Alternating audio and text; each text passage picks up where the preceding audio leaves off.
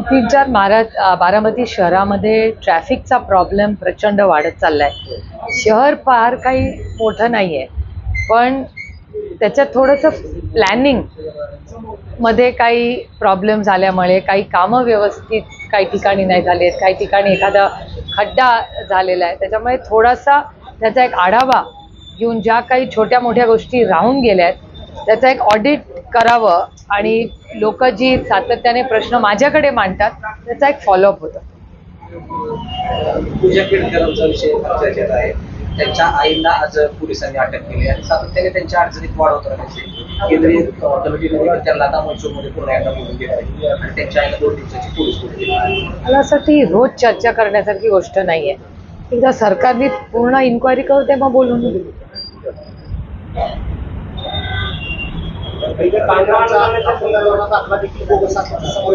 बघूया ना, पूर्ण let's wait for the whole file ना. रोज कुठे एका प्रश्नाचं रोज उत्तर देऊ मी. एकदा जाऊ दे ना, 10-15 दिवस सरकारने पूर्ण इन्क्वायरी करू दे. पूर्ण इन्क्वायरी आल्यावर अहवाल देऊ, अहवालावर बोलू मग एकदा. अजित पवारांसोबत गेलेल्या आमदारांना पक्षात परत घेऊन आता शरद पवारांच्या बैठकीत पाहायला मिळतो. मला काय याची माहिती नाही. निर्णय पक्षाचा असेल ना, पक्ष घेतो. महाविकास आघाडी 96-96-96 चा फॉर्म्युला तयार करते माझ्या कानावर. शरद पवार आमचे दैवत आहेत आणि कालवती आजही आहेत आणि उद्याही असतील असं इंदापूरमध्ये प्रवीण माने यांनी म्हटलं. आमचे आणि माने कुटुंबाचे अनेक दशकांचे कौटुंबिक संबंध आहेत. त्याच्यामुळे आणि ही लोकशाही आहे, प्रत्येकाला आपलं मत मांडण्याचा अधिकार आहे.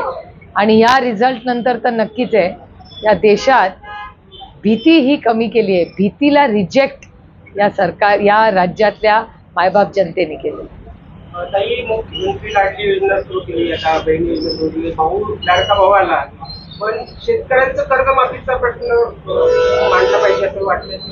सर, सकट कर्जमाफी ही झालीच पाहिजे. कांद्याला भाव, दुधाला भाव याची मागणी आम्ही गेले अनेक महिने, म्हणजे कांद्या, दूध, सोयाबीन आणि कपासाबद्दल गेले 1 वर्ष मी बोलते. आणि सरकारच्या चुकीच्या धोरणांमुळे आज शेतकरी अडचणीत आलेला आहे. म्हणजे दुर्दैव आहे की एक अतिशय असंवेदनशील हे सरकार आहे. लोकसभेचा रिझल्ट लागल्यानंतर त्यांना ह्या सगळ्या स्कीम सुचतायत, ते दुर्दैव आहे. पण उशिरा का होईना, जर ते ह्या देशातल्या गरीब कष्ट करणाऱ्यांसाठी काही करणार असतील तर त्याचं मी मनापासून स्वागत करते. आणि या सगळ्या स्कीमचा लाभ प्रत्येकाने घ्यावा अशी माझी आग्रहाची भूमिका राहील. गुन्हेगारीचं प्रमाण वाढत आहे, मोठ्या प्रमाणात गोळीबार आणि मी गेले अनेक महिने ही गोष्ट म्हणते की ह्यांचं सरकार आल्यानंतर नेहमीच क्राईम वाढतो असं डेटा म्हणतो. आणि डेटा जर तुम्ही पाहिला की गृह मंत्रालय हे नेहमीच भारतीय जनता पक्ष सत्तेत आल्यानंतर क्राईम वाढते. आणि त्यानंतर आधी नागपूरमध्ये क्राईम जास्त होता. पण हे दुर्दैव, मला प्रचंड वेदना होतात हे बोलताना की आज महाराष्ट्राचं क्राईम कॅपिटल हे पुणे शहर किंवा पुणे जिल्हा झालेला आहे. सातत्याने या घटना पुण्यामध्ये होत असतात. हे अतिशय वेदना देणार आहे. पूजा केळकर या एक प्रशासकीय अधिकारी कागदपत्र गुगल कार्यकारी पदावर पुण्याचा सदस्य देत असेल आणि 2 मिनिटं दादा, 2च मिनिटं. हे प्रेसचं झालं की तुमच्याशिवाय त्यांना चहा द्या ना, तो पण चहा नाश्ता द्या. मी आले 2च मिनिटात आले. पुण्यात लाखो विद्यार्थी आधी पूजा केळकरच्या प्रकरणामुळे विद्यार्थ्यांमध्ये मला असं वाटतं हा विषय महागाई, बेरोजगारी आणि भ्रष्टाचार ह्याच्या इतका मोठा नाही. रोज हा प्रश्न आम्हाला विचारला जातो. माझी मीडियाला विनम्र विनंती आहे की माझ्या बाबतीत तरी हा प्रश्न पूर्ण रिपोर्ट आल्याशिवाय रोज मी ह्याच्यावर नाही बोलू शकत.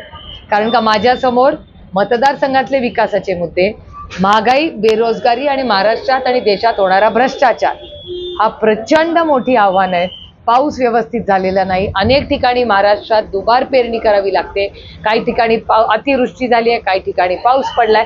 पिण्याच्या पाण्याचे प्रश्न आजही काही ठिकाणी गंभीर आहे. त्यामुळे अशी खूप मोठी आव्हानं या राज्य आणि देशाच्या समोर आहेत. विशाल गडावरती जी अतिक्रमणाची जी काही काढण्याची कारवाई यावर सातत्यानं संभाजीराजांनी भूमिका घेतली, अतिक्रमण काढावं.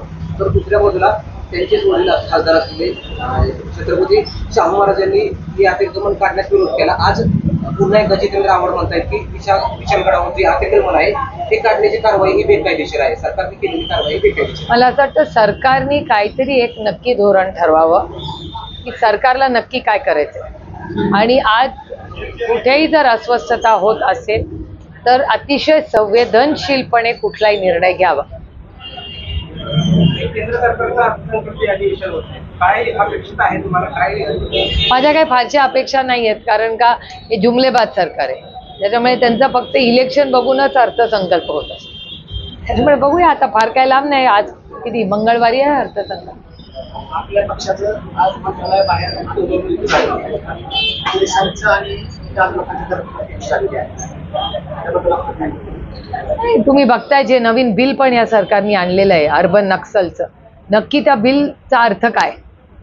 याचा अर्थ या देशात कोणी आंदोलन केलं तर त्याला तुम्ही जेलमध्ये टाकू शकाल अशी परिस्थिती आहे. म्हणजे घोषणा दिली तरी उद्या हे सरकार जेलमध्ये टाकेल. त्याच्यामुळे अतिशय सर्वसामान्य माणसाचे अधिकार काढून घ्यायचं पाप हे सरकार करतंय आणि संविधानाच्या विरोधात ते बिल आहे असा माझा आरोप आहे या सरकार. मराठा आरक्षणावरून सारखं पवार साहेबांच्या नावाने ओळखलं जाते की पवार साहेब या आंदोलनाला आहे, पण जरांगेंनी आज प्रतिक्रिया की पवार साहेबांचं सारखं नाव का घेतलं जात आहे या आंदोलनात? हे बघा, प्रत्येक आमचा विरोधक आदरणीय पवार साहेबांचं नाव घेतोच, कारण का त्याच्यातून हेडलाईन होते. त्याच्यामुळे भारतीय जनता पक्ष असेल किंवा त्यांचे मित्र पक्ष असतील, तुम्ही डेटा काढून बघा, ते जेव्हा जेव्हा पवार साहेबांवर टीका करतात तेव्हा हेडलाईन होते. आणि 6 दशक म्हणजे योगायोगच बघा की कालच आदरणीय पवार साहेबांना राज्याचे मुख्यमंत्री होऊन 46 वर्ष झाली. 46 वर्षापूर्वी बारामतीचा हा सुपुत्र त्यांनी 37व्या वर्षी महाराष्ट्राची मुख्यमंत्र्याचा मान बारामतीकरांच्या आणि महाराष्ट्राच्या आशीर्वादाने त्याला मिळाला. आणि त्यानंतर 4 वेळा आदरणीय पवारसाहेब महाराष्ट्राच्या मायबाप जनतेच्या आशीर्वादाने मुख्यमंत्री झाले. त्यामुळे हे सगळं गेले 6 दशक जर राजकारण त्यांच्या आजूबाजू फिरत असेल, काहीतरी क्रेडिट त्यांना द्यायला लागेल ना आपल्याला. बारामती तालुका कुस्तीगीर संघाच्या वतीने उपमुख्यमंत्री अजित पवारांच्या वाढदिवसानिमित्त कुस्त्यांचं मैदान भरवण्यात आले. त्यापूर्वी शरद पवारांच्या साहेबांच्या वाढदिवसानिमित्त हे मैदान भरवलं जातं. युगेंद्र पवारांना कुठेही फोटो नाही, अधिकृतपणे युगेंद्र पवारांना विचारले अधिकृत आम्हाला कोणतीही नोटीस आली नाही, मलाही याची खरं तर माहिती नाही. युगेंद्र पवारांनी गेल्या अनेक वर्षामध्ये कुस्तीसाठी अतिशय उत्तम काम केलेलं आहे आणि अतिशय चांगल्या स्पर्धा ते बारामतीत गेले अनेक वर्ष करतायत. तुम्ही सगळ्यांनीच त्या पाहिलेल्या आहेत. आजची काय परिस्थिती आहे मला माहिती नाही. मला वाटत नाही त्यांना काही तिथे पत्र वगैरे दिले, त्यामुळे कोण स्पर्धा घेतं याची मला फारशी माहिती नाही. आणि आज महाराष्ट्रात म्हणजे माझं वैयक्तिक मत हे आहे, मी फारशा बॅनरच्या बाजूनी नसते. कारण जे बॅनर्स असावे ते लिगल असावे हे माझं ठाम मत आहे आणि माझ्या स्वतःच्या बॅनरबद्दलही माझं तेच मत आहे.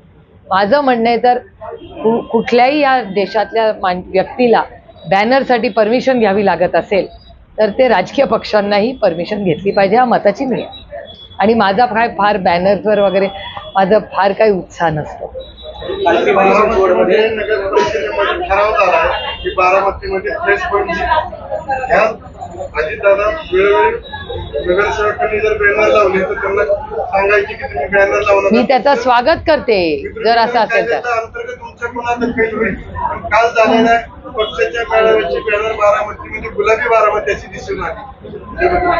मला असं वाटतं याचा प्रश्न तुम्हाला त्यांनाच विचारावा लागेल, मी कसं सांगणार. पण एखादा नियम मी नियम का पाळते, कारण का आम्ही पार्लमेंटमध्ये नियम कायदे बनवतो. तर त्याच्यामुळे जर नियम कायदे आम्हीच करत असले तर पहिले आम्ही पाळले पाहिजे, कारण का you have to lead by example. त्याच्यामुळे माझा आता सगळ्याच पक्षांना आग्रह राहील की बॅनरच्या बाबतीत आपण सगळ्याच राजकीय पक्षांनी मिळून याच्या बाबतीत काहीतरी निर्णय घेतला पाहिजे. आणि प्लॅस्टिकच्या बद्दल एकीकडे आपण पर्यावरण म्हणतो, त्याच्यामुळे प्लॅस्टिकचा वापर हा कमी करू असं सगळेच म्हणतात. ही पण एक छोटी सुरुवात आहे ना त्या दिशेत. काल पिंपरी चिंचवडमध्ये अजित पवार पक्षाचे अजित पवार काही पदाधिकारी काल आपल्या पक्षामध्ये आले आणि काल हे पदाधिकारी तुमच्याकडे आले. अजित पवार त्या पिंपरी चिंचवडमध्ये दाखल झाले आणि त्यांनी कुठेतरी कार्यकर्त्यांची समजूत काढण्याचा प्रयत्न केला. रामकृष्ण हरी. तरी विधानसभेच्या पूर्वी आता तिसरी आघाडी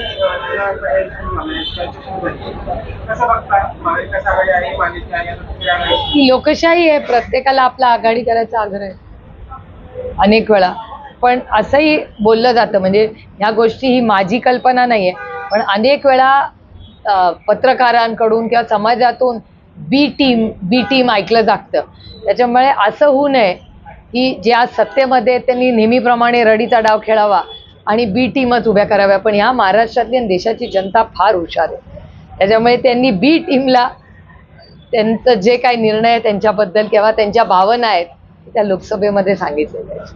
वंचित बहुजन आघाडीचे देखील प्रकाश आंबेडकर येत आहे की ओबीसीच्या आरक्षण बचावासाठी जनसंवाद यात्रा राज्यभर काढणार आहे. नाही, लोकशाही आहे.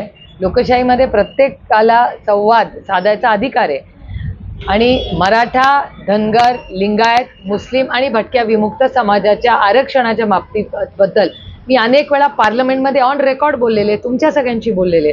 त्यामुळे महाराष्ट्र सरकार आणि केंद्र सरकारने प्रस्ताव आणावा, आम्ही पूर्ण ताकदीने त्यांना सहकार्य करू. एबीपी माझा, उघडा डोळे बघा नीट.